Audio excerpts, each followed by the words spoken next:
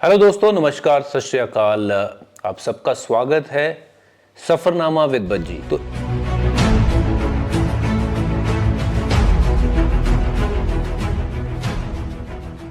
एक ऐसी शख्सियत कर्मवीर मेरे साथ आज मौजूद हैं, नवीन गुलिया जी। सत श्री अकाल, बहुत बहुत स्वागत है आपका। आपने समय दिया, मैं आपको स्वागत करता हूँ सफ़रनामा में। और थोड़ा सा इस सफ़रनामा में मैं आपके पहले शुरुआती दिनों की मैं कुछ बात करना चाह रहा था कि कहाँ आपका जन्म हुआ और कैसा था आपका वो जीवन बचपन का। मेरे पिताजी फ़ौज में थे, दिल्ली में जन्म हुआ। बाकी पूरे भारत में रहने का मौका मिला, अलग अलग प्रांतों में, अलग अलग जगह। और उसमें सीखने का भी मौका मिला। तो बचपन में थोड़ा शायद हाइट की वजह से या शायद जैसी भी मेरी याददाश्त है कि मैं थोड़ा कमज़ोर था और बाकी बच्चों से पीछे रह जाता था। बच्चे अपनी टीम में नहीं रखना चाहते थे। तो किसी पॉइंट पे आके वो फ्रस्ट्रेशन आया कि मुझे क्यों कम समझा जाता है, कि मैं नहीं कैच कर पाता, बॉल छूट जाती, मार नहीं पाता, वो नहीं कर पाता। तो एक बार वो डर हट गया कि भाई अब इससे नीचे तो रेपुटेशन जा नहीं सकती जितनी चली गई है, यहाँ से उठ ही सकती है। तो उसके बाद मैंने बोला भाई अगली बॉल आई मैं देखूंगा नहीं, मैं बैट घुमाऊंगा। जी। तो वो बॉल छक्का गया। अरे वाह। तो उसके बाद वो डर निकल गया और वो जी। पढ़ाई में भी निकल गया, दूसरी चीज़ों में भी निकल गया। समझ में आ गया कि बिना डरे मारो, बिना डरे काम करो, अपने वो है ना उस पर। तो जो भी स्ट्रगल था वो अगर वो चीज़ आसानी से मुझे मिलती है, उतना स्ट्रगल नहीं करना पड़ता। अस्थमा की प्रॉब्लम थी, दूसरी थी, तो स्पोर्ट्स के लिए मना किया डॉक्टर ने, लेकिन मैं डबल दौड़ता था, मैं उसकी चिंता नहीं करता था। तो बाद में आर्मी में जाने का हुआ, आर्मी में ट्रेनिंग करी। आर्मी में जाने का जो शौक़ था वो बचपन से ही था आप में कि आर्मी में जाना है बड़ा होके? जैसे मेरा शौक़ था कि मैं बड़ा होके पायलट बनूंगा या फिर मैं कोई डॉक्टर बनने की कोशिश करूंगा। क्रिकेट मेरे जीवन में इस तरह से बदलाव कर देगी मुझे पता नहीं था। क्रिकेट एक ज़िंदगी का हिस्सा बनी और वो शौक़ था जिसको मैंने कैरियर में तब्दील किया। बट क्या ऐसा आपका कोई और शौक़ था या फिर आर्मी में ही जाना था, वही आपने सोचा हुआ था? मुझे पता नहीं था, मैं तो कविताएं भी लिखता था, फिलॉसफी में मेरा इंटरेस्ट था। जी। और उसके अलावा ये है कि मैं लोगों से कहता हूँ कि फ़ौज में जाने के लिए मुझे देशभक्ति की ज़रूरत नहीं है, ना देश के लिए जान देने के लिए मुझे देशभक्ति की ज़रूरत है। ये मतलब दिखावे वाले लोगों को ज़रूरत होती है। मैं अपना काम पूरा करता हूँ। जी। और मैं फ़ौज में गया, मैं मतलब नौकरी पाने के लिए गया था। मुझे 18 की उम्र में नौकरी चाहिए थी जी। मैं इसलिए गया था। लेकिन काम पूरी ईमानदारी से किया और स्पेशल फोर्सेस ज्वाइन करना ऑप्ट किया। जो देशभक्ति के लिए किया उन्होंने स्पेशल फोर्स नहीं किया। तो काम में कमी नहीं रखता, उसके लिए मुझे किसी देशभक्ति की किसी और उसकी ज़रूरत नहीं होती अपना काम अच्छे से करने के लिए। वो पूरे डेडिकेशन के साथ जब तक किया, डेडिकेशन से किया। जब नहीं करने लगे, चोट लगे, भगवान ने बोला भाई। और ये कैसे लगी चोट आपको, कैसे हुआ ये हादसा नवीन जी, अगर आप बताएं हमें इसके मैं बारे में थोड़ा। हज़ारों बार देखो, एक पुरानी पिक्चर है क्रांति, उसका गाना है, उसकी एक लाइन ये है, उन आँखों का हंसना भी क्या जिन आँखों में पानी ना हो, वो जवानी जवानी नहीं कि जिसकी कोई कहानी ना हो। अब बिना हादसे के, बिना चैलेंज के, बिना चुनौती के, बिना कहानी कहाँ से बनेगी भाई? वो तो एलिमेंट होना भाई। मैंने कौन सा चुन के मेन्यू कार्ड से चुना था मुझे ये चोट लगी? बिल्कुल कोई भी नहीं चाहेगा। लगी। बिल्कुल। तो भाई भगवान ने बोला ये जो तुम कमांडो बन के लड़ रहे हो वो दूसरे लड़ लेंगे, तुम ये वाली लड़ाई लड़ो। तो उसने मेरे को जहाँ मेरी लड़ाई लिखी थी वहाँ पहुँचा दिया अपने आप। Full believer in destiny. तो मैं एक ऑब्स्टिकल कोर्स जिसको एज अ प्रैक्टिस, मैं कैप्टन था टीम का, हज़ारों बार कर चुका था उस ऑब्स्टिकल को एज अ प्रैक्टिस। उस दिन मुझे चोट लग गई और संयोग से उस वक्त वहाँ एक एम्बुलेंस प्रेजेंट थी, अगर नहीं होती तो मैं नहीं बचता। तो एम्बुलेंस प्रेजेंट थी और डॉक्टर प्रेजेंट था, इसकी वजह से मैं बच गया। तो वो एक जस्ट फ्रैक्शन ऑफ सेकेंड तो मेरी लिखी थी। लोग बोलते हैं आप बहुत बहादुर हो। मैं बोलता हूँ दुनिया के सबसे बहादुर आदमी की बहादुरी का इलाज एक गोली कर सकती है। बहादुरी को घमंड मत करो, बच गया, किस्मत भी अच्छी थी, कोई ऐसा नहीं कि आपने तीर मारा जी। तो बच गया। स्ट्रगल के ठीक है, वो मेहनत थी, वो सब था, लाइफ का हिस्सा है।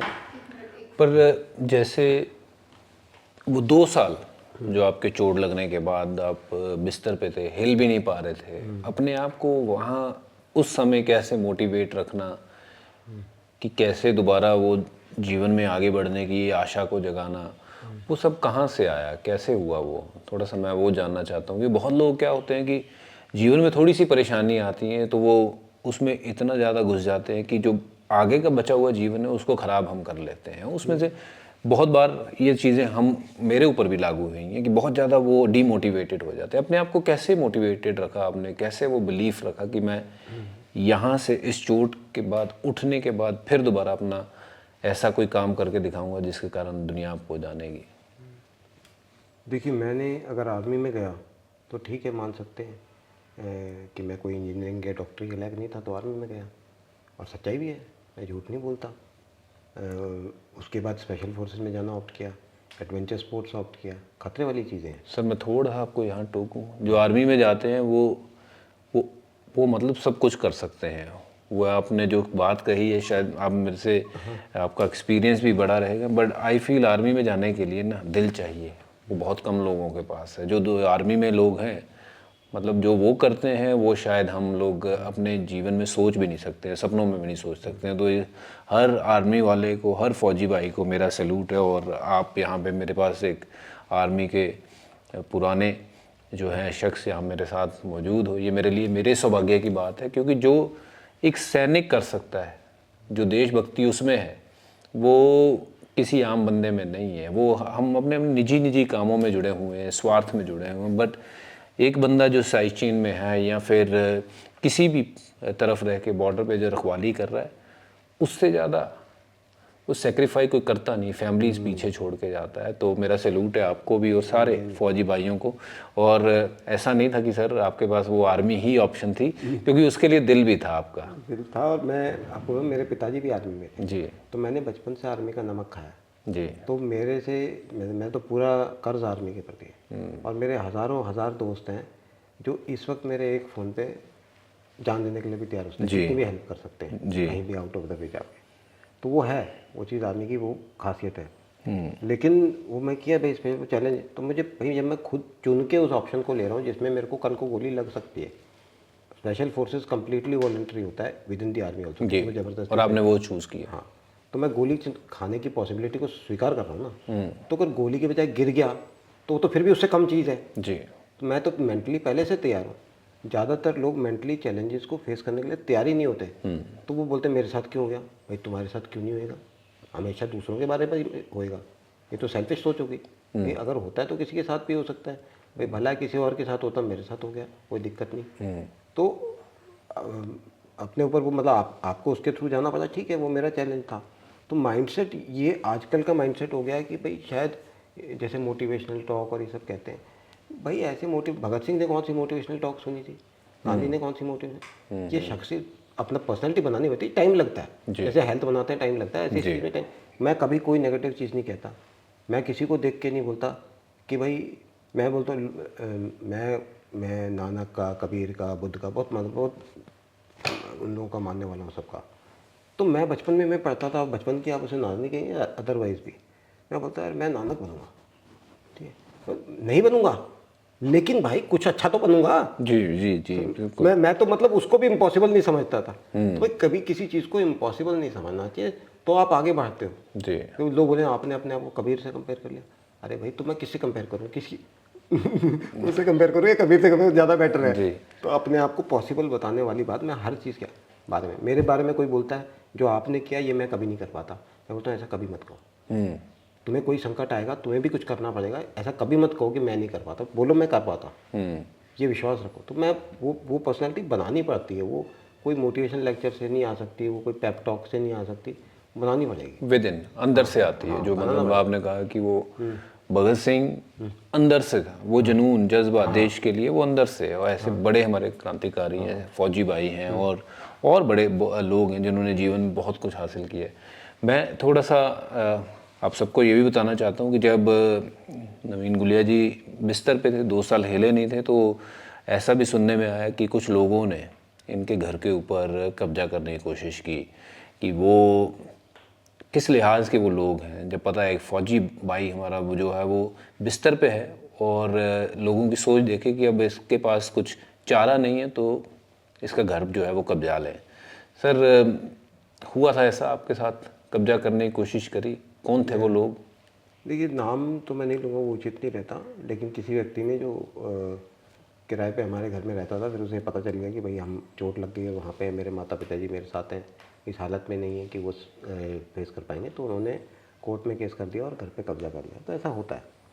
और मेरी तरफ मुझे चोर, डाकू, लुटेरे, हर तरह के लोग मिले, क्योंकि मैं इंडिया में ट्रैवल करता रहता हूँ। पुराने टाइम में ज़्यादा मिलते थे। तो ये सब सामना में, सब चीज़ों का सामना होता है। मेरे साथ क्यों नहीं है भाई? मैं जो ऐसा व्यक्ति होता है वो किसी बात का, कबीर सोई पीर है जो जाने पर पीर। तो दूसरे का दर्द समझने वाले लोग ऐसे हैं जिनके नहीं महसूस होता दूसरे का दर्द। तो हमें होता है, हम खुश नसीब है कि हमें होता है वो दर्द महसूस। तो होती है ऐसे, और उसको मैं जस्ट इन द स्टाइल लेता हूँ। मैं सिर्फ ग्रज भी नहीं कैरी करता, क्योंकि ऐसा आदमी खुद परेशान रहता है कि जो उसकी सोच थी उसने की, और वो परेशान रहेगा। क्योंकि आपने नानक साहब की बात करी, वो तो नानक साहब तो यही सिखाते थे कि भाई जो तेरी सोच है वो तेरी सोच है, पर उसके कारण मैं अपनी सोच तो मैं खराब नहीं कर सकता। वो उनका जीवन का जो उद्देश्य था वो आगे कभी मैं परेशान होता हूँ ना जी, तो मैं ये सोचता हूँ कि अगर ये बात उनको भी लोगों ने कही होगी, उनको भी लोगों ने कुछ गलत कहा होगा, गलत बताया, बहुत तो उनका रिएक्शन क्या था, क्या रहेगा। तो मेरे को तुरंत जवाब मिल जाता है, स्माइल, बात खत्म।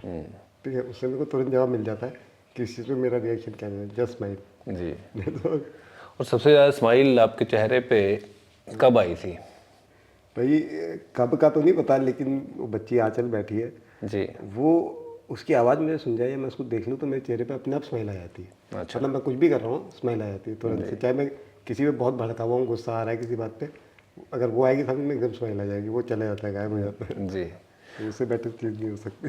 और नवीन भाई की एक बात जो थोड़ी सी मुझे पता है, इनकी गर्लफ्रेंड थी जिनके साथ शादी करनी थी। आर्मी में दाखिल होने के बाद जब वापसी आना है तो फिर उनके साथ शादी करनी। थोड़ा अपनी लव लाइफ के बारे में भी अगर थोड़ा सा हमें हमारे साथ शेयर कर लेंगे तो हमारे जो सुनने वाले हैं उनको भी पता लगेगा कि हाँ भाई, आर्मी वालों के भी जीवन होता है, उनकी भी गर्लफ्रेंड होती है, बीवी होते हैं, बच्चे होते हैं, बट हाँ वो अपने हस्बैंड्स को या फिर अपने कंपेनियन को बहुत कम देखते हैं, मिलते हैं, बट उनका भी बहुत बड़ा जिगरा होता है जो फौजियों को वहाँ पे बॉर्डर पे भेजते हैं। अपनी लव लाइफ के बारे में थोड़ा सा अगर बताना चाहें। देखिए, अब हम वही ज़माने के थे। मैं कल लड़कियों को दिखा रहा था कि अगर उस टाइम में कोई एक लड़की का हाथ पकड़ ले पब्लिकली ऐसे, जी, इसका मतलब होता था वो अपना रिलेशन डिक्लेयर कर रहे हैं पब्लिक को कि वी आर दिस थिंग, और वो कमिटमेंट माना जाता था सिर्फ उतना करने से। मतलब एक छोटे से जेस्चर से आप कमिटमेंट अपना एक्सप्रेस करते थे और वो लाइफ लॉन्ग रहता था। वो उसमें उस टाइम में ये आजकल की वाली चीज़ नहीं थी, अफेयर होएगा या होएगा तो ही रिलेशनशिप है। आपकी आंखों में रिलेशनशिप बन जाती थी, ठीक है, और उसी पे कमिटमेंट हो जाती थी कंप्लीट। अब ये आजकल जो बच्चे बोलते हैं ना फ्रीडम चाहिए, भाई फ्रीडम नहीं, कमिटमेंट चाहिए। फ्रीडम की पंगा फ्रीडम का नहीं है, पंगा कमिटमेंट का है कि कमिटमेंट किसी की नहीं है। वो आवारा कर दी जो तुम कर रहे हो, वो फ्रीडम नहीं है। कमिटमेंट है पर थोड़ी देर की है। हाँ, वो नहीं भाई, भगत सिंह ने कौन सी फ्रीडम एंजॉय करी, कमिटमेंट एंजॉय करी। कमिटमेंट होती है तो आपके पास चॉइस है किस चीज़ को कमिट करना है, लेकिन कमिट करना है, ये मेन चीज़ है। तो भाई उस टाइम के वो था। अब ये कमिटमेंट है कि उस व्यक्ति का ना तो मैं नाम डिस्क्लोज कर सकता हूँ पब्लिकली जी, और उसकी वो रिस्पेक्ट हमें चलेगी। अगर वो इंसान खुश है, अगर मेरा सबसे प्रिय मेरे से दूर जाके खुश है तो मैं उस बात के लिए खुश हूँ। अगर उस चीज़ ने उस चीज़ को दूर कर दिया, उसके हर बात को रिस्पेक्ट करना ज़रूरी है। अगर मैं मतलब ये वो टाइम था कि मैं अपनी क्या, मैं अपने फादर की बताता हूँ। मेरी मदर ने मेरे फादर को शादी के 4 दिन बाद देखा था कि वो बाहर से आ रहे थे तो खिड़की में से दिख गया उनका चेहरा। अच्छा। और फादर ने मदर को उसके हफ्ते 10 दिन के बाद देखा था। और आज अगर मैं उनसे लड़ूंगा, अगर माँ से लड़ूंगा तो बाप छोड़ देगा, और बाप से लड़ूंगा तो माँ छोड़ देगी। जी, इससे ज़्यादा कमिटमेंट हो सकती है? आप सोचिए। तो बहुत बड़ी बात है। ये सीखने वाली बात है। आजकल तो पॉसिबल नहीं है ये, क्योंकि ये वैसा माहौल बन गया है, वो हमारे इर्द गिर्द चीज़ें ऐसी हो गई हैं।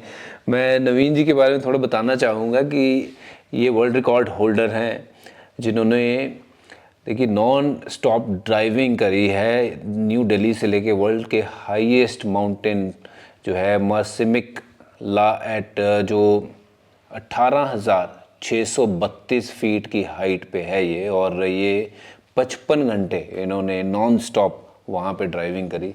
थोड़ा सा उसका एक्सपीरियंस बताइए, जो आपने ये वर्ल्ड रिकॉर्ड बनाया, कि कैसे ये मन बनाया कि यार ये करते हैं। मैं ज़िंदगी में बहुत बार हारा हूँ, बहुत सारे सेमीफाइनल, बहुत सारे उनमें बहुत सारे स्पोर्ट्स में था। स्विमिंग में कभी फ्रैक्शन ऑफ अ सेकंड से रह गया, एथलेटिक्स में रह गया, बॉक्सिंग में क्वार्टर फाइनल से वो हार गया। ऐसे स्पोर्ट्स का शौक आपको बहुत था पूरा, तो वो उसमें रहा हमेशा। मैं जब आर्मी में पहुंचा 21 साल की उम्र में, जब मैं अपने फिटेस्ट पे था, कि उस फिटेस्ट की चर्चा आज भी की जाती है मेरे बैचमेट्स में कि वो था फिट, तो जो फिटनेस थी मार्शल आर्ट्स दूसरा, वाह 21 साल की एज में वो मेरे से छीन लिया गया। मेरा जो फर्स्ट आपका लव होता है वो आपसे छीन लिया गया, आपका फर्स्ट प्रोफेशन आपसे छीन लिया गया, फर्स्ट सारी चीज़ें आपसे छीन ली गई, आपको ज़ीरो पे पहुंचा दिया गया जी। और फिर मेरी लाइफ वहाँ से दोबारा शुरू हुई। तो मैं बहुत बार हारा और कुछ ऐसा हो रहा था कि वो हो ही जा रहा था बार बार। और वो एक दिन था जब मैं उस रिकॉर्ड को अटेम्प्ट कर रहा था, टेलीविज़न चैनल्स कवर कर रहे थे, रिकॉर्ड बुक्स वाले भी सुपरवाइज कर रहे थे, बहुत सारी चीज़ें, बहुत लोगों की उम्मीद इन्वॉल्व थी कि क्या ये बंदा इसको सक्सेसफुली कर पाएगा। और वो एक दिन था जिस दिन मैं बिल्कुल नहीं डर रहा था और उस दिन मैंने उसको कंप्लीट अचीव और वो इसी हालात में था? हाँ इसी हालत में इसी था। हालत में थे मैं आप? इस चीज़ में कंप्लीट बिलीव करता हूँ। मैं आंचल लड़की उसका एक पैर नहीं है, मैं उसको बोलता हूँ वो स्पोर्ट खेलो और वो चीज़ करो जिसमें तुम सबके साथ कम्पीट करो। वाह वेरी कभी हो नहीं कि मैं सबके साथ कम्पीट करूँ। जी। तो वो चेस खेलती है, चेस में कम्पीट करती है, ताकि then there is a competition. तो मैं ये नहीं कि I am not the first disabled person to reach that और to do that, I am the first person to do that. That is the thing which I wanted. जी जी। वो मतलब जस्ट बाय दी मार्जिन मेरी गाड़ी भी जवाब दे चुकी थी, मेरा क्रू भी जवाब दे चुका था। और जब वो माउंटेन पास का वो लाइन सामने थी, 10 गज बच गए थे, तो मैंने गाड़ी रोक ली। That was a respect for my failures कि जा मैं नहीं क्रॉस करता, और मैं वहाँ उतर गया। इसलिए कि भाई वहाँ मेरे को समझ में आ गया कि ये जो लाइन के पीछे भागते हैं ना, एक लाइन क्रॉस करनी है, ये रिकॉर्ड बनाना, ये चीज़ बनाना, त्याग से मुक्ति मिलती है। उस दिन मैंने वो त्याग दी। कोई टाइम होता है, एक सर्टेन एज होती है, एक सर्टेन एज होती है, वो उस टाइम करना चाहिए अरे, लेकिन उसी के पीछे रहना ये चीज़ नहीं होनी चाहिए। भाई वो है एक टाइम, वो टाइम था वो रिकॉर्ड बनाने का, फिर आगे दूसरे काम करने का है। अच्छा, तो आप जैसे लाइन के पास पहुंचे आप उतर गए इसलिए कि हाँ, मैं इतनी बार हारा हूँ, आज ये लाइन मेरे सामने है तो आज मैं खुद इसको क्रॉस नहीं करूँगा। वो जो स्टोन उसके ऊपर लगा हुआ है उसका टॉप को इंडिकेट करते हुए, तो मैंने खुद नहीं किया उसको क्रॉस। और ये कैसे ख्याल कैसे आया ड्राइविंग एडवेंचर्स में आना और ये करना, कैसे मन इसमें आया? देखिए मैं उस टाइम जैसे आजकल लेह लद्दाख बहुत लोग जाते हैं जी। मैं उस टाइम गया था जब रास्ते में कोई रिपेयर, कोई मेडिकल, कोई फैसिलिटी नहीं होती थी। बहुत प्रॉब्लम भी आई होंगी आने जाने में वो, क्योंकि driving is not a sport जहाँ पे यहाँ पे इतनी ज़्यादा अवेयरनेस है उसके लिए, क्योंकि आपको बहुत लोग साथ में 2-3 लोग चाहिए भी, कहीं पंचर हो जाए गाड़ी, कुछ हो जाए, वो जो हो जाए उसको, वो सारी मुश्किलें भी थोड़ी सी बताइए, क्या क्या मुश्किलें आई और कैसे ये शौक़ जो है आपका बढ़ता ही चला गया? वो दुनिया देखने का, ट्रैवलिंग का और ज़मीन पे ट्रैवल करने का, देखने का, वो कभी से था। और उसके बाद लोग जैसे उसके बाद भी मैं गया एक्सपीडिशन पे, उस पर तो कोई भी दोस्त बोलता था यार मीडिया वाले आएंगे क्या। मैं बोलता यार मैं पहली बार जब गया तो 18 साल पुरानी मारुति 800 में गया था जी। और मेरे साथ जो 2 मेरा क्रू मेंबर थे वो 15 साल के लड़के थे। अरे वाह। ठीक है, और तब वहाँ कोई नहीं होता था, कुछ नहीं होता था, मर जाते थे तो आपकी बॉडी उठाने वाला नहीं आता था, वो हाल था। तो भाई अगर आप में अननोन रह के मेहनत करने का जज्बा नहीं है ना, तो आप नोन होके कभी नहीं कर पाओगे, वो चीज़ नहीं कर सकते आप। तो वहाँ से वो किया इसलिए आगे रिकॉर्ड बना, इसीलिए बाकी चीज़ें हुई, नहीं तो होती नहीं। अगर मैं उसी के लालच में रहता तो फिर कभी होता ही नहीं। तो ये बना। और adventure is not about taking risk, it is about eliminating risk. Sky diving तब करो जब उसे 100% सेव कर सको। कोई स्टंट कोई चीज़ करते हो तो उसको 100% सेव करने के बाद ही करना है। It is not a worth thing. देश के लिए जान नहीं दे रहे हो एडवेंचर में, तो इसलिए जान दो तो देश के लिए दो, लेकिन वो किसी पर्पस के लिए दो, तो उसके लिए नहीं, उसको 100% सेफ बनाओ, तभी उस चीज़ को करो। That is the challenge. ये रोड पे बाइक से स्टंट मारना, that is not adventure, that is stupidity. आपकी लाइफ की इतनी वो नहीं है कि भाई आप उसको ऐसे वेस्ट कर दो। अपने जो गाड़ी चलाते हो उसको आप ये मॉडिफाई भी अपने हिसाब से करते हो कि कैसी गाड़ी होनी चाहिए, ब्रेक, रेसेस, वो बाकी की सारी जो चीज़ें हैं उसमें वो मॉडिफिकेशन भी आप खुद ही करते हो? क्योंकि देखिए मेरी डिसेबिलिटी के साथ इस वक्त वर्ल्ड में मैनुअल ट्रांसमिशन या गियर, जिसको स्टिक शिफ्ट बोलते हैं, अलग अलग है, उसको ड्राइव करने वाला मैं इकलौता व्यक्ति हूँ। अच्छा। तो क्योंकि मेरी उंगलियां काम नहीं करती, मैं वैसे इनको यूज़ करता हूँ अपने उसमें, लेकिन ये मूव नहीं करती हैं जी। ये मेरा हाथ सिर्फ ऐसे उठता है, ऐसे नहीं उठ सकता। अच्छा। एक ही तरफ ही रहेगा। और लिख पाओगे आप? हाँ लिख लेता हूँ मैं, उसमें फंसा के पेन को, जो लाइट लिखता है पेन, जी, लाइट टच पेन होता है, उससे लिख लेता हूँ। ओके। तो और गेट गाड़ी में क्लच, ब्रेक, एक्सीलेटर जिनका कॉम्बिनेशन में एक साथ यूज़ होते हैं तीनों कई बार, चढ़ाई में रुक के चलना है तो तीनों इस्तेमाल होते हैं। स्टीयरिंग, इंडिकेटर, ये वो, हॉर्न, गियर शिफ्ट करना कितने कंट्रोल होता है, और वो सिर्फ इन्हीं 2 हाथ से कंट्रोल करता हूँ मैं। तो जब मेरी प्रॉब्लम यूनिक है तो मेरा सोल्यूशन भी यूनिक होगा, वो खुद ही निकालना पड़ेगा।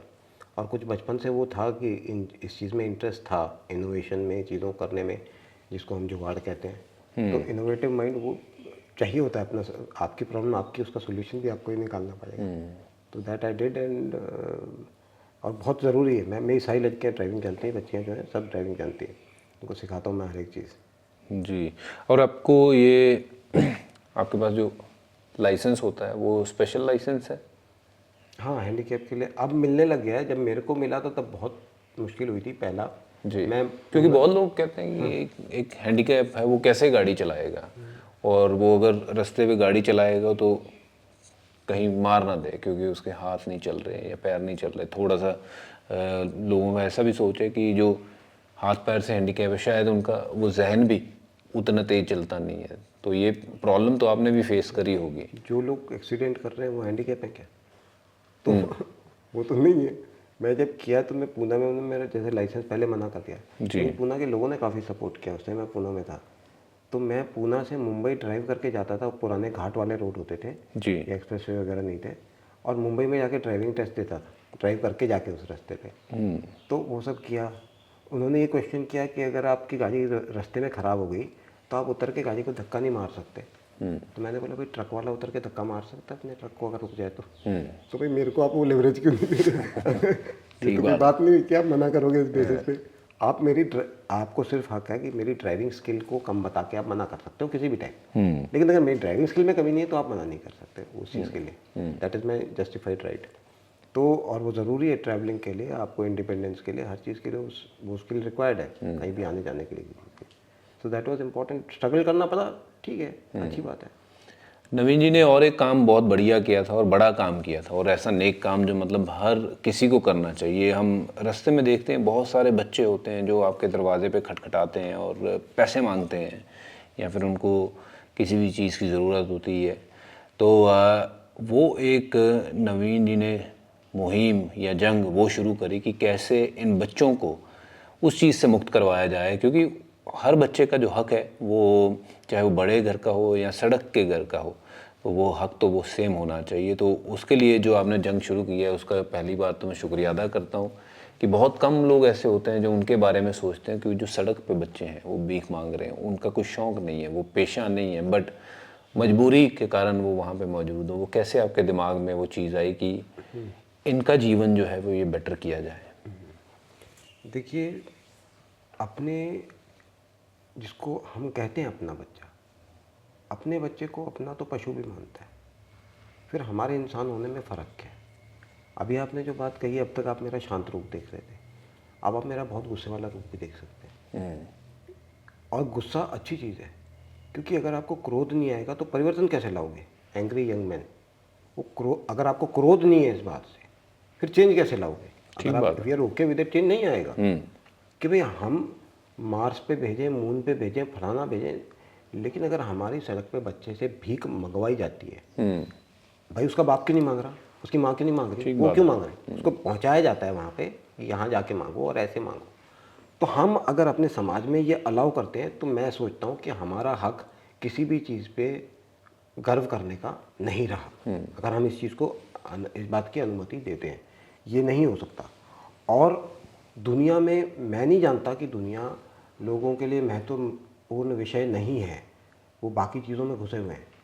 लेकिन मैं चाहता हूँ कि जिस दिन मेरा अंत आए तो मुझे ये पता हो कि मैं खेला था, मैंने मेहनत करी थी, मैंने बॉल पास की थी, मेरे एफर्ट में कमी नहीं थी, मेरे को सिर्फ इतना चाहिए और वो मैं करता रहूँगा। आप देखिए, ये दुनिया जो है ये एक क्रिकेट की या फुटबॉल की टीम है, और ये टीम अगर हार जाए लेकिन मैंने अपना योगदान पूरा किया तो मुझे बुरा नहीं लगेगा। ये जीत भी जाए और मेरे 2 पैसे का कंट्रीब्यूशन नहीं हो तो मुझे बुरा लगेगा कि यार दुनिया तो जीत गई लेकिन मैंने क्या किया था, इसमें मेरा योगदान क्या था। जैसे स्पोर्ट्स में होता है, कि टीम बेशक जीत गई, लेकिन अगर आपने कुछ कंट्रीब्यूट नहीं, आपको अच्छा नहीं लग रहा होता आपको अंदर से महसूस होता कि यार मैंने अपना कंट्रीब्यूशन नहीं हाँ, दिया। कि मैं कैसे सेलिब्रेट करूं। नहीं, पर जो आपका कंट्रीब्यूशन है वो यहीं नहीं रुकता है, वो बच्चियों को वो जो मुहिम, वो जंग जो छेड़ी आपने, जो आपके दिल में आया कि ये जो हो रहा है ये गलत हो रहा है, और बिल्कुल सही बात है, क्योंकि अब मैं सिटिंग एमपी भी हूँ, मैं इस चीज़ को वहाँ पे भी एक बार फिर वो सबके सामने रखूँगा इसी चीज़ को, क्योंकि we need more people like you कि जो एक ऐसी सोच रखें कि ये बच्चों का जो हक है वो सामान्य होता है, चाहे वो बड़े घर का हो या सड़क का हो। तो वो बच्चे जो हैं उनको वो उनका हक, पढ़ाई का, खाना उनको बराबर से मिलना, वो सारे हक मिलने चाहिए। पर बहुत कम लोग हैं जो आपकी तरह सोचते हैं, और उम्मीद है कि आपकी सोच से बहुत लोग जो हैं वो चेंज होंगे। कहीं आप भी देखिए, कोई बच्चा अगर सड़क पे भीख मांग रहा हो तो उसको मदद अगर आप इतनी कर सकते हैं तो सिर्फ़ और सिर्फ उसको, उसका हाथ पकड़िए और उसको स्कूल में दाखिला करवाइए। और जो वो नेक्सल है उसको तोड़ना बहुत ज़रूरी है। ये एक बहुत बड़ा ये परेशानी का सबब बना हुआ है, और ये हम सही जो है वो पिक्चर नहीं दिखला रहे हैं हमारे देश की, क्यों हमारे देश की सभ्यता है कि हम एक दूसरे की हेल्प करते हैं, भाईचारा है यहाँ पे। तो आप तो पढ़ा रहे हो, बहुत सारी बच्चियों को पढ़ा रहे हो, और उनके लिए और जो चैलेंजेस आते हैं, एक लड़कियों को पढ़ाना, वहाँ रखना, क्योंकि लड़कियों को थोड़ा सा पहले ऐसा होता था कि नीचे आंका जाता है, और वो तो आप वैसे लड़कियों को लेके आ रहे हो जो सड़क से आपने उनका जीवन जो है वो सुधारने की कोशिश कर रहे हो। उसके लिए कितने चैलेंजेस फेस करने पड़े, और जो पढ़ा रहे हो उसके लिए तो बहुत बहुत शुक्रिया, और उम्मीद करते हैं कि आपके जैसे लोग कुछ और सामने आए। देखिए वो ये बात बिल्कुल सही है कि इस दुनिया में जिस देश में महिलाओं के चॉइस का सम्मान किया जाता है कि वो क्या विकल्प चुनती है, वो देश उतना ही आगे है। तो मुझे किसी ने ये कहा कि इसका रीज़न ये कि वुमेन हाफ द वर्कफोर्स हैं। मैंने बोला नहीं, हाफ द वर्कफोर्स हैं ये रीज़न नहीं है। रीज़न ये है कि हम अपने आधा जेंडर, आधी ह्यूमन पॉपुलेशन, अगर हम उसके टुवर्ड सेंसिटिव नहीं है तो हम एक दूसरे के भी गले काटेंगे। अगर हम औरत को रिस्पेक्ट नहीं कर रहे तो हमें एक दूसरा गले काटने में क्या दिक्कत होगी? अगर हम उसको मार सकते हैं तो हम एक दूसरे को भी मार सकते हैं। अगर आप उसके टुवर्ड सेंसिटिव, तभी जिसने जन्म दिया आप, ठीक है, एक औरत ही जन्म देती है ना, तो जिसने आपको जन्म दिया, यदि उसके प्रति आपकी कृतज्ञता नहीं है तो बाकी किसके प्रति हो सकती है? ठीक बात। अगर उसी के प्रति, तो उसको इक्वल राइट देना और उसकी राइट ऑफ चॉइस को रिस्पेक्ट करना, ये जिस सोसाइटी में जितना आ जाता है वो सोसाइटी उतनी सेंसिटिव हो जाती है। ये सबसे महत्वपूर्ण चीज़ है। और मैं रहते हुए मैं वो आँख कैसे बंद कर लूँ? और मैं लड़कियों के स्कूल कॉलेज में जाता हूँ या लड़कियों से जब भी मिलता हूँ, मैं लड़कों से तो खैर पूछूंगा तो जवाब वही मिलेगा, लेकिन लड़कियों से भी मेरे को वही जवाब मिलता है। मैं बोलता हूँ मुझे बताओ कि तुम में से कोई ऐसा है जिसकी कोई लड़की रोल मॉडल हो? बोलते नहीं है। एक फिर शर्मा के थोड़ा सा हाथ खड़ा करती है, तो मैं बोलता हूँ कौन है तुम्हारी रोल मॉडल? बोलते मेरी माँ। तो मैं बोला तुम हाउस वाइफ बनना चाहते हो और अपने बच्चों को बड़ा करना चाहते हो? बोलती नहीं। मैं बोला फिर तुम्हारी माँ रोल मॉडल नहीं है। रोल मॉडल वो होता है जिसके जैसा तुम बनना चाहते हो। तो मुझे बताओ कि कोई है? क्योंकि हमारा समाज लड़की को रोल मॉडल बनने नहीं देता। एक लड़की जो 7 लड़कों से लड़ी एक कन्फाइंड स्पेस के अंदर, एक स्पोर्ट्स या मार्शल आर्ट्स वाला बंदा जानता है कि जेफेल चैलेंज कितना होता है, और उसने उनको इतना फाइट बैक किया क्योंकि वो अपनी चॉइस उस पर फोर्स करना चाह रहे थे। उनको इतनी बुरी तरह मारा कि वो वायलेंट हो गए और उन्होंने उसको बहुत बुरी मौत दी। उसका नाम लेना क्राइम कर दिया, उसको बिचारी बना दिया। अगर भगत सिंह हीरो है तो ज्योति सिंह हीरो क्यों नहीं है? उसका नाम लेना मना क्यों है? उसके नाम पे अवार्ड्स इंस्टीट्यूट होने चाहिए। क्यों? अगर ऐसा करेंगे तो दूसरी लड़कियां भी लड़ना सीख लेंगी। तो लड़कियों को रोल मॉडल हमें बनाना पड़ेगा, उनके पास है नहीं फॉलो करने के लिए। तो इसलिए ये बहुत इंपॉर्टेंट है कि लड़कियों को हम वो पोजीशन दें हमारी सोसाइटी में, उनके पास फीमेल रोल मॉडल्स हों फॉलो करने के लिए। जी बिल्कुल, बहुत बड़ी बात बोली है आपने कि लड़कियों को वो सेम अधिकार है जो एक किसी लड़के को गया हो, क्योंकि ये अगर हमारी सोच नहीं बदलेगी तो फिर चीज़ें ठीक नहीं होगी। आपने गरीबी देखी, तंगी देखी, उसके बाद ये आपका डिसेबिलिटी की बात करें तो आपने इससे अपना जीवन जिया है। इतनी सब कठिनाइयों के बावजूद भी जो आपने जो काम करे वो बड़ा दिलेरी वाले काम है कि बच्चों को पढ़ाना।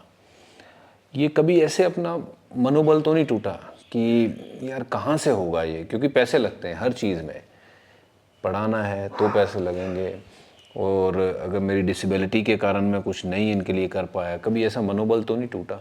नहीं, देखिए सबसे पहले आपकी दिल की इच्छा मंशा चाहिए, बाकी सब हो जाता है। अगर मन में मंशा है सब चीज़ अपने आप पैदा रहेगी। दूसरी बात यह कि हम अभिमन्यु को क्यों जानते हैं। चक्रव्यूह भेदते हुए वो 15 साल का लड़का अकेला मारा गया था और उसकी छाती पे दुर्योधन और दूसरों ने डांस किया था, उसको डिसरिस्पेक्ट किया था। भगत सिंह को हम क्यों जानते हैं, क्योंकि वो हंसते हुए फांसी पे, और एक्चुअल में हंसते हुए गया था, कहानी की बात नहीं है, तो वो गया था। गांधी को क्यों जानते हैं, उनको बहुत वार्निंग दी गई हम मार देंगे और एंड में मार भी दिया गया। तो भाई मैं कुछ जीवन में बनना चाहता हूँ लेकिन मैं पीड़ा नहीं सहना चाहता, ये तो हिस्सा है। अगर मैं इनका सामना नहीं करता तो मेरी बात की क्रेडिबिलिटी क्या थी। अगर मैंने चुन के नहीं करी, लेकिन सही रास्ते पे मुश्किलें आती हैं, लोग आपको बदनाम करने की कोशिश करते हैं, लोग आपसे इनसिक्योर भी फील करते हैं कि इसको तो सम्मान ज़्यादा मिल रहा है तो इसको तो गिराने के लिए कुछ करो, इसको लोग रिस्पेक्ट, वो सब चैलेंजेस हैं। मेरे को कोई दिक्कत नहीं है, मैं ना नाम से मोह रखता हूँ, मेरा चेहरा आप देख रहे हैं, मैं तो नहीं देख रहा, मेरा नाम आप ले रहे हैं, मैं तो नहीं ले रहा, मेरे कपड़े आप देख रहे हैं, मेरी गाड़ी को आप देखेंगे, मेरे घर को आप देखेंगे, मतलब खर्चा मैं करूँगा देखेंगे आप।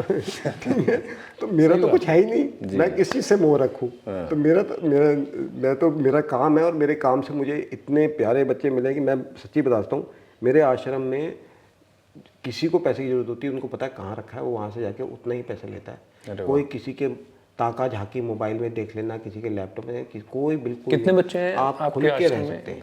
इस वक्त सिर्फ 10 हैं और बाकी बच्चे वहाँ से जो भट्टियाँ वगैरह में स्लम्स हैं उनमें से आते हैं डे टाइम में, क्योंकि पेरेंट्स के साथ ही बच्चे सबसे सेफ होते हैं। आपको उनको एडिशनल फैसिलिटीज़ नहीं, जहाँ ऑप्शन नहीं है वहाँ आपको इन हाउस रखना है, अदरवाइज ज़बरदस्ती इन हाउस नहीं, क्योंकि वो पेरेंट्स के साथ ही सेफेस्ट होते हैं। तो एक रूरल एरिया में, गांव से भी दूर, खेतों के बीच में है और कोई बहुत ज़्यादा फैसिलिटीज़ नहीं है, लेकिन मैं आपको बताता हूँ कि मेरे बच्चे इतने ईमानदार हैं, ये बच्चियाँ दुनिया से लड़ जाएंगी मेरे लिए और एक दूसरे के लिए, इनके बीच में कोई नहीं आ सकता। तो इसके बदले में जो मुझे प्यार मिला ना, ये कोई करोड़ों में खरीद नहीं सकता, ये कोई बिल्कुल खरीद नहीं सकता। जी, मेरे को यही चाहिए था, बाकी मेरे कोई ऐसे शौक नहीं है जो पैसे वाले शौक हो। ये नया भी ये लड़कियों ने निकाल के दिया, आज एक ही रंग के कपड़े पहनता हूँ मैं, एक ही ब्रांड के, क्योंकि ढूंढने नहीं पड़ते, अमेजोन से दूसरा और 2 ऑर्डर कर लेता हूँ, खत्म होते हैं, नहीं तो इसी में दिमाग लगा रहेगा कौन सा पहनूं। तो मेरे कोई ऐसे शौक नहीं जिसके लिए मुझे कुछ और चाहिए हो। मेरे तो यही शौक था कि प्यार और वो मिले, और ऐसे लोग हैं मेरे साथ, और क्या चाहिए। और आप देखिए प्रेरणा स्रोत हैं बहुत लोगों के लिए, हम सब के लिए, क्योंकि जो आप कर रहे हैं वो शायद कभी कभार हम लोगों के जहन में भी नहीं आती ये चीज़ें कि हमें करनी चाहिए। ये डिसेबिलिटी के बावजूद आप बहुत लोगों के लिए प्रेरणा स्रोत हैं, और आप उन डिसेबल लोगों के लिए क्या क्या कर रहे हैं जो आपकी तरह ही हैं, जिन्होंने शायद जीवन में हार मान ली और फिर वो बैठ ही गए तो फिर बैठे ही रहे। आप उनको क्या मैसेज देना चाहोगे, और जिनके लिए काम कर रहे हैं पहले थोड़ा उनको उनके बारे में बताइए, और कुछ उनके लिए भी एक मैसेज कि भाई अगर मैं कर सकता हूँ तो आप कर सकते हैं, बट उनको कैसे मोटिवेट किया जाए। देखिए, डायरेक्ट लेसन कभी काम नहीं करता। आप अगर डायरेक्टली एक बच्चे को कुछ बोलेंगे वो कॉपी नहीं करेगा। अगर आप उसके सामने उस चीज़ का बेस्ट एग्जाम्पल बनोगे खुद, तो वो कॉपी करेगा। एग्जाम्पल तो आप बने, बहुत तो बढ़िया वही एग्जाम्पल बने। तो इनडायरेक्टली उस बच्चे को मैसेज मिल जाता है बिना मेरे बोले कि ये करता है नहीं करता। जी। दूसरी चीज़ ये है, मुझसे लोग पूछते हैं आप क्या करते हो, मैंने बोला भैया आपके अपने बच्चे हैं, day to day requirement change होती है, सिचुएशन चेंज होती है। आप किसी एप्लीकेशन फॉर्म को देख के डिसाइड नहीं कर सकते कि किस बच्चे को हेल्प करना है। आपने सोची नहीं होगी ऐसी प्रॉब्लम वाला बच्चा आ जाएगा। तो भाई 3 बच्चियाँ थी कि भाई उनके बाप ने मर्डर कर दिया, वो भाग गया, तो गाँव वालों ने बदला लेने के लिए बोल दिया कि माँ भी वो कातिल में शामिल थी, कत्ल में, तो माँ को जेल में डलवा दिया, बच्चियाँ अकेली, और उनके पास वो ट्यूशन लेके चला रही थी अपना काम बच्चों का, तो ये बोल दिया कि अपने बच्चों को कोई नहीं भेजेगा इनके पास। अब ये केस क्या आप पहले से सोच के रखोगे, तो केस आपके पास है, आपको दिमाग किस लिए दिया भगवान ने, इसलिए दिया ना कि ये इंडिविजुअल केसेस को आप अलग से देख सकते हो, एक ब्लैंकेट उससे नहीं देखोगे हर केस को। तो जब आप उनकी बात करते हैं तो पूरे ओपन माइंड के साथ जाना है कि वो किस तरह का केस हो। मैरिटल डिस्प्यूट में से बच्चे को अबेंडन कर दिया दोनों ने, मेरा भी नहीं, दोनों चले गए। बच्चे आटे में पानी मिला के खा रहे थे घर में, पड़ोसियों ने देखा तब उनको बताया। तो आप कैसे जा सकते हो एक फिक्स्ड माइंड से, क्या आप नहीं जा सकते। आप अपनी तरफ से अच्छी नीयत से और कंप्लीट ऑनेस्टी के साथ वो करें। मैं मतलब महान व्यक्ति कोई नहीं होता, मैं महान नहीं हूँ, मेरे में उतनी गलतियाँ हैं जितना किसी और इंसान में होती हैं, लेकिन मैं 4 काम सही करता हूँ, और जब सही काम मेरे सामने आता है तो उसको मैं करता हूँ। ये मेरे चाहिए, और यही सबको करना चाहिए, वेरी डूएबल। हर व्यक्ति इस चीज़ को कर सकता है। अपनी कैपेसिटी में जितना आप कर सकते हो वो करना चाहिए, और सही चीज़ को पकड़ के वो चीज़ करनी चाहिए कि हाँ, जैसे मतलब अपना कोई फ़ायदा हो ना हो पर सामने वाले का ज़रूर कुछ उससे फ़ायदा हो। दो शब्द प्यार के जो होते हैं ना, उससे बड़ा योगदान कोई नहीं होता। जी बिल्कुल। तो अब पैसे आप मुझे दोगे, मैं जाके दारू पी लूँगा तो ठीक है। वो जो शब्द मिलते हैं ना कि भाई आपको विश्वास है, भाई तुम हो, वो जो वो सबसे बड़े लोग वही नहीं देते जी। प्रॉब्लम है कि लोग उसमें भी कंजूसी कर जाते हैं कि दो शब्द तारीफ के हैं, दो शब्द उसके बोलते नहीं है। नहीं और बोलना चाहिए, देखिए, क्योंकि जो तारीफ के लायक हो उनके बारे में बात नहीं होती है तो फिर लोगों को पता लगना चाहिए कि लोग बहुत काम जो है वो अपने अपने कामों में महफूज होकर ये चीज़ों को भूल जाते हैं। जैसे आपकी कहानी है, बहुत लोगों को प्रेरित करेगी। आपकी जो काम है बहुत लोगों को दिखाएंगे कि भाई ये भी जीवन है, और ये असल जीवन यही है, एक दूसरे को हाथ पकड़ के साथ लेके चलना और आगे बढ़ाने का मार्गदर्शन दिखाना। तो जो आप कर रहे हो सर वो कोई नहीं करता है, इसीलिए तो आप खास हो। आपको ये पता है, मेरे गांव में कई बार दो ही बार हुआ है शायद, सम्मान के लिए बुला लेते हैं मेरे गांव में, खुद के में। तो कौन सा गांव है आपका? ये दिल्ली के वेस्टर्न बॉर्डर पे ही है, खेड़ी जट से छोटा गांव है बिल्कुल, खेड़ी जट नाम से, उससे आगे 800 मीटर खेतों के बीच में मैंने बना रखा है। तो अपने गांव को मैं आप रियलिटी, ये तो ऑफ कैमरा वाली बात बताऊँ, आपको एक्सेप्टेंस नहीं मिलेगी, ठीक है, बाकी दुनिया में मिलेगी, अपने घर में, अपने गांव में कभी नहीं मिलेगी। घर की मुर्गी दाल बराबर। बिल्कुल नहीं। तो बुला लेते एकदम, भाई आपका ये बहुत ये है, वक्ता है, दुनिया में बोलते हैं, माइक पकड़ा देंगे। तो मैं सिर्फ ये बोलता हूँ कि गाँव मेरी माँ है और माँ को कभी शिक्षा नहीं दी जाती। शिक्षा देने के लिए मैं बाकी दुनिया में जाता हूँ, यहाँ सिर्फ सेवा करने है, अपना सेवा करूँ उसके लिए करता। भाई आप डायरेक्टली अगर किसी को ज्ञान दोगे ना कि आप ऐसे करो, वो उल्टी पड़ जाएगी। आप सिर्फ एग्जाम्पल बनो, खुद करो। खुद मैं बच्चों को लेकर निकलता हूँ, सड़क साफ की, ये की, किसी का मदद किया, किसी को ये नहीं बोला कि भाई हम सफाई अभियान कर रहे हैं, करें, बस किया और चले, अपनी सेटिस्फेक्शन के लिए कर रहे हो। उस टाइम जो देख लेगा उसको ये पता है कि भाई आप रात को जाके 9 बजे अंधेरे में वहाँ उस सड़क पे कोई नहीं है, और वहाँ पे से आप एक जाते हुए कागज उठा रहे हो, और किसी ने देख लिया तो उसको पता है कि आपने दिखाने के लिए नहीं किया ये। तो ईमानदारी से जब आप चीज़ उस चीज़ को करोगे, उसका असर हो जाएगा। बोलो मत, अगर आप डायरेक्टली किसी को बोलोगे तुम लोगों को ऐसे करना चाहिए, नहीं कर जो काम है वो काम दिखाने वाला काम नहीं करना है, काम वाला काम करके करना करो है। तब जी बिल्कुल। वो देख के अपने आप सीख लेंगे। मेरे एक ना वो कपिल देव साहब की बात याद आती है, बहुत साल पहले की बात है। वो कहते जी जो मेहनत होती है ना, मेहनत आप अपने लिए करते हो, किसी के लिए नहीं करते हो। इसलिए आप वो जो जब दिन चढ़ जाता है ना, तब दुनिया देखती है आपको। मेहनत जिसने करनी है वो अंधेरे में उठ के कहते हैं अपना काम करके दोबारा सो जाता है या बाकी के और काम करने शुरू कर लेता है जीवन के। तो कहते मेरा मेहनत करने का भी जीवन का तरीका यही था। कहते मैं बहुत जल्दी उठ जाता था जब अंधेरा होता था, शायद पंछी जगह होते थे, बाकी सोए होते थे। तो किसी 2-4 टामे बंदों को पता था कि ये बंदा भागता है यहाँ से वहाँ तक, या ये कर रहा है सुबह सुबह। कहता किसी को पता भी नहीं था कि मैं क्या करता हूँ। और कहते जब तक दुनिया उठती थी मैं अपने काम करके बच्चे से पूछो, तैयारी कर लेता हूँ। मैं 3:30 उठाता हूँ उनको, और मैं खुद 3:30 बजे उठता हूँ सुबह। अच्छा। तो जब तक दुनिया उठती है तब तक हम 4-5 घंटे काम कर चुके होते हैं जी। वो किसान वाला माइंडसेट है। सुबह उठता है किसान, निकलता है खेत पे, 11 बजे रोटी आती है। तो वही माइंडसेट हमारे अंदर है कि तब तक हमारा काम पूरा हो जाता है जब लोग शुरू कर रहे होते हैं। मैं वही पूछ रहा था कि आपकी दिनचर्या कैसे चलती है। आप 3:30 बजे अगर सुबह उठते हो तो फिर कैसे दिन निकलता है, वो क्या क्या करते हैं उसमें? 3:30 से 5:30 को ब्रह्म मुहूर्त कहा गया है। उस टाइम आपका माइंड सबसे फ्रेश, सबसे एनर्जी, सबसे अनपोल्यूटेड। वो सोने के बाद आपका माइंड शांत हो जाता है, गुस्सा वुस्सा सब निकल चुका होता है। अब देखो वो सही टाइम होता है कि प्रोडक्टिवली यूज़ करने का। उस टाइम दिन में दोपहर में सो लो अगर मन कर रहा है, लेकिन वो टाइम बहुत क्रूशियल होता है। और मैं काम के सिवा मैं कर्म योगी खुद को कहता हूँ, ये टाइटल नहीं है जी। श्री कर्म योगी, सद कर्म योगी, परम कर्म, वो टाइटल होता है। ये एक वे ऑफ लाइफ है। जैसे कोई बोले मैं सन्यासी बन जी। मेरे लिए मेरे काम के सिवा कोई काम हमेशा प्राथमिकता। मैं बच्चों को बोलता हूँ तुम मेरे पास इसलिए हो कि मेरा काम है, नहीं तो तुम मेरे पास क्यों आते? आपने मुझे बुलाया मेरे काम की वजह से, तो आपसे पहले मेरा काम आएगा, उसके बाद सेकंड नंबर पे आप पक्का हो, लेकिन मेरा काम हमेशा फर्स्ट रहेगा क्योंकि वो मेरी फर्स्ट चीज़ है। तो मैं काम करता हूँ तो मुझे बाकी दुनिया से कोई मतलब नहीं होता। दुनिया क्या हर चीज़ का, भाई आपको कहीं पे प्लेयर को खड़ा कर रखा है, वो तो अपने कैच की सोचेगा, बाकियों की थोड़ी सोचेगा वो करेंगे या नहीं। अगर फील्डर का ध्यान रहे कि बॉलर क्या बॉल डाल रहा है तो फिर तो वो नहीं अपने उसको देखेगा सिर्फ कि मेरा रोल ये है कि अगर मेरे पास बॉल आई तो मैंने कैच पकड़ना है। मैं अपना रोल देखता हूँ, सिर्फ उतना ही देखता हूँ। और मैं मतलब जैसे इंटरव्यू वाली बात तो हो गई कि हम क्या कहते हैं कि जो बेसिक पहला लेसन होता है ना, उसको नहीं सीखते लाइफ के, और आगे तक फिलॉसफी सीख डालते हैं।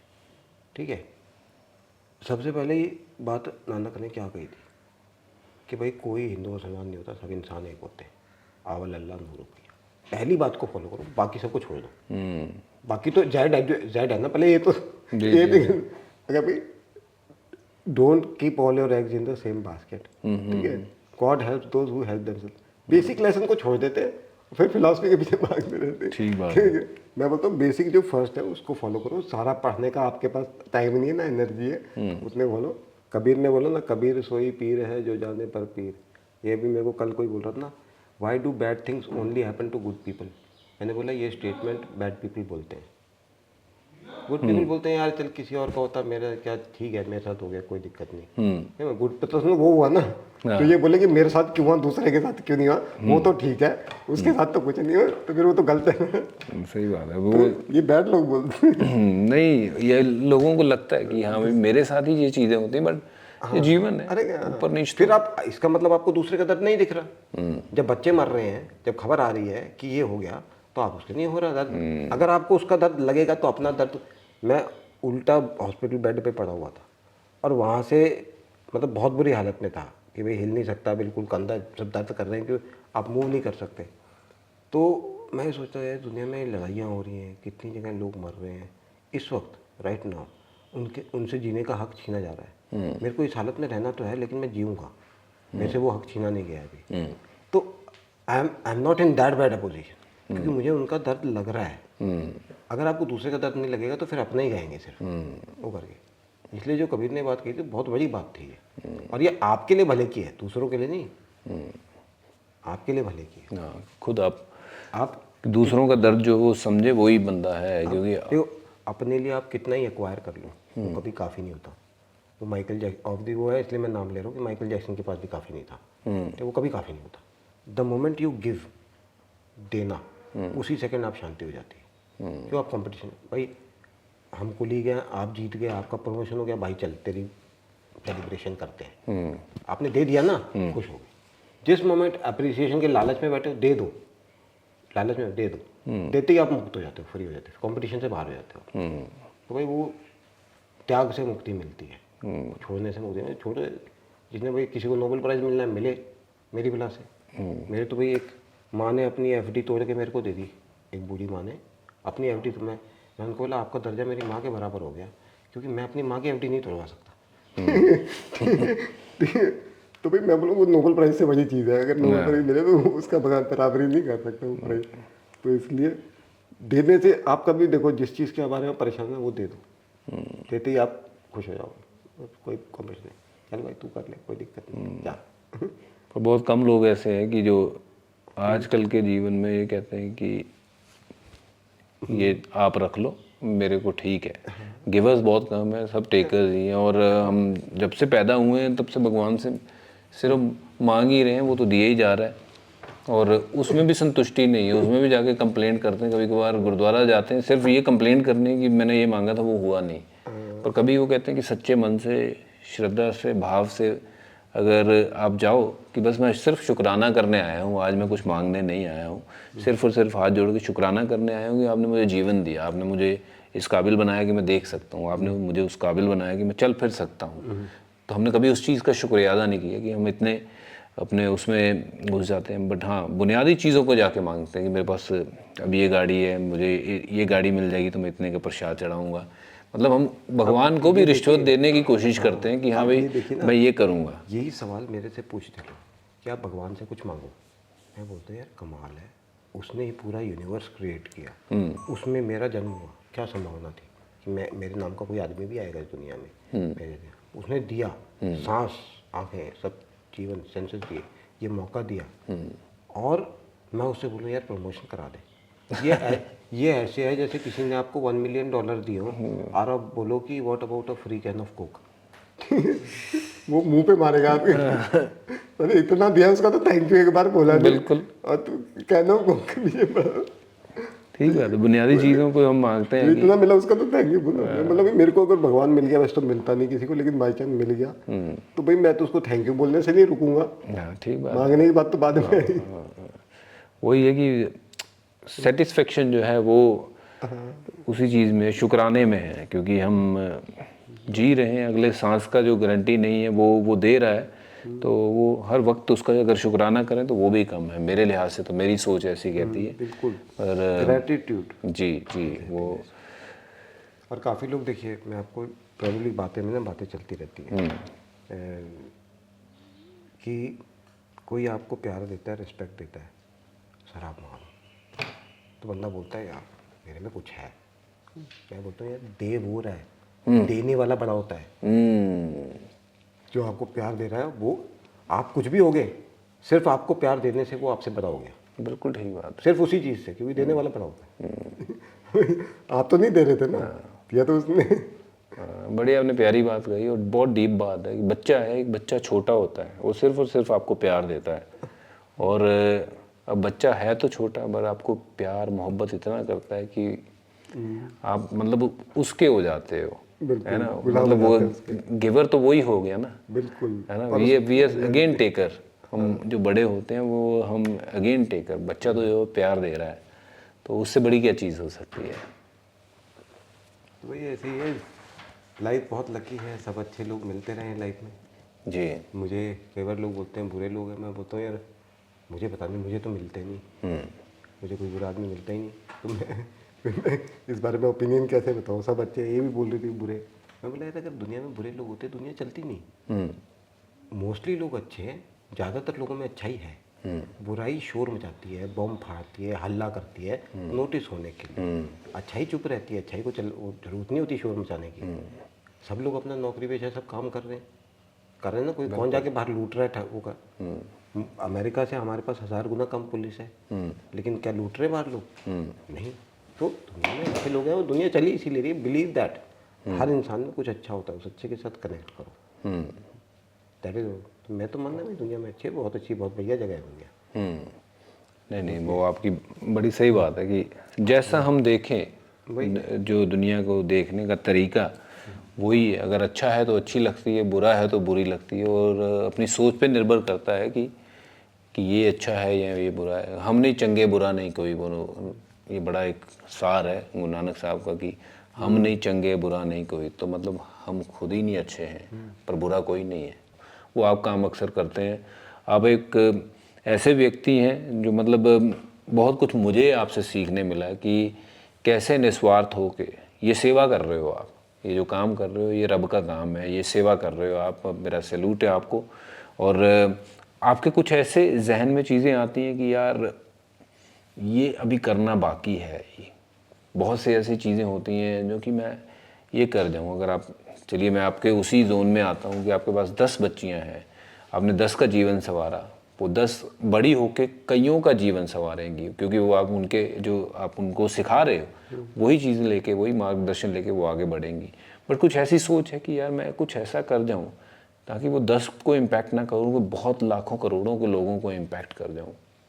क्योंकि आपकी जो कहानी है जब लोग सुनेंगे तो बहुत से लोग प्रेरित होंगे। कुछ ऐसी बात जो आप करना चाहते हो अभी भी कि यार ये बाकी है अभी।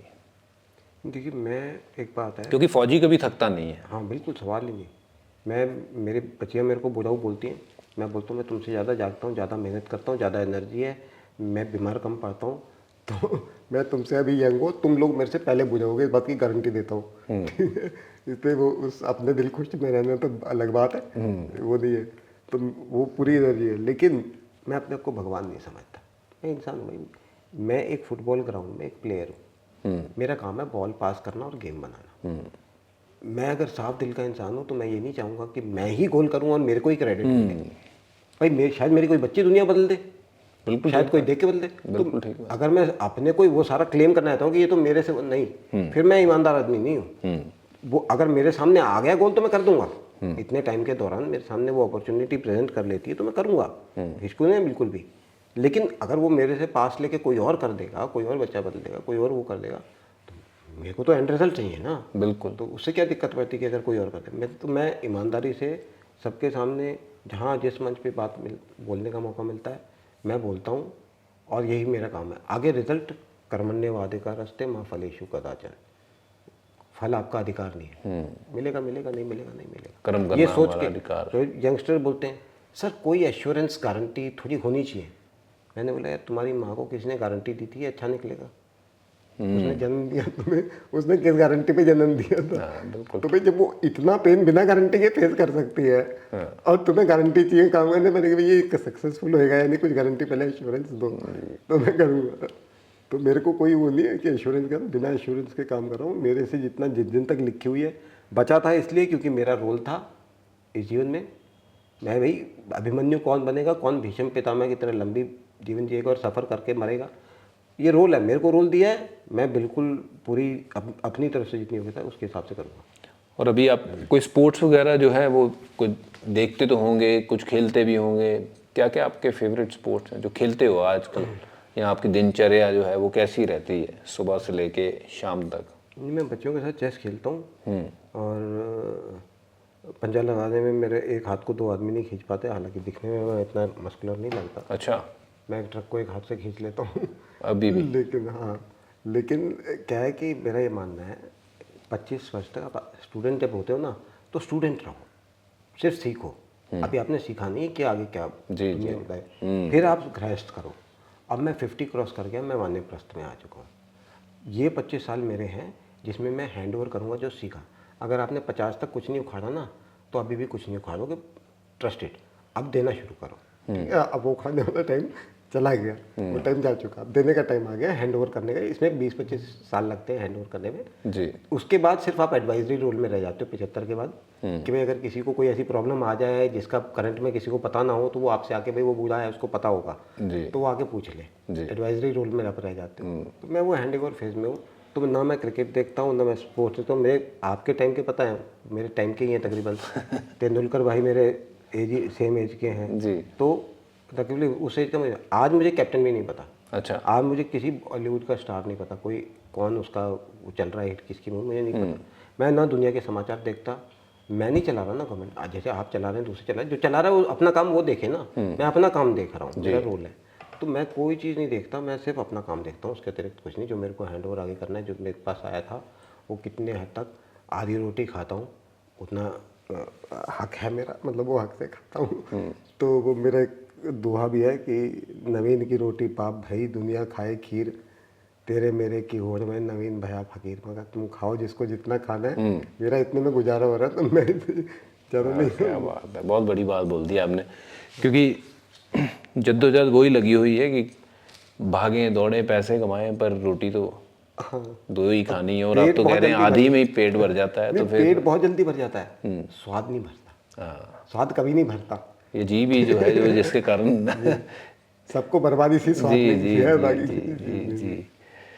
चलिए आप यहाँ जुड़े हैं हमारे साथ, बहुत सारी आपने अपनी जो है वो चीज़ें हमारे साथ शेयर करी है, और मैं उम्मीद करता हूँ कि ये जो आपका सफ़रनामा है बहुत ही बढ़िया रहा है, और हमारे साथ जुड़े हैं इस सफ़रनामे में जिसके चलते हुए कईयों का जो सफ़र है वो बहुत अच्छा गुजरेगा।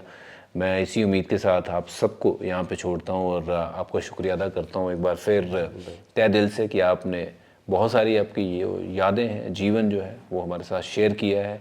और आने वाले समय के लिए हम किसी भी तरीके से आपके साथ जुड़ सकें, किसी लायक आप हमें समझो तो आप ज़रूर हमें बताना। I will be more than happy to be part of you and your life. आप क्रिकेट देखते नहीं हो, दुनियादारी देखते नहीं हो, बट आप ये मान के चलिए कि आप दुनियादारी से नहीं, मुझे आप सिर्फ अपना भाई जोड़ के मुझे अगर साथ चलाना चाहें तो अब मैं हमेशा आपके साथ जो है वो जुड़ने के लिए तैयार रहूँगा, हाजिर रहूँगा जहाँ आप बुलाएंगे।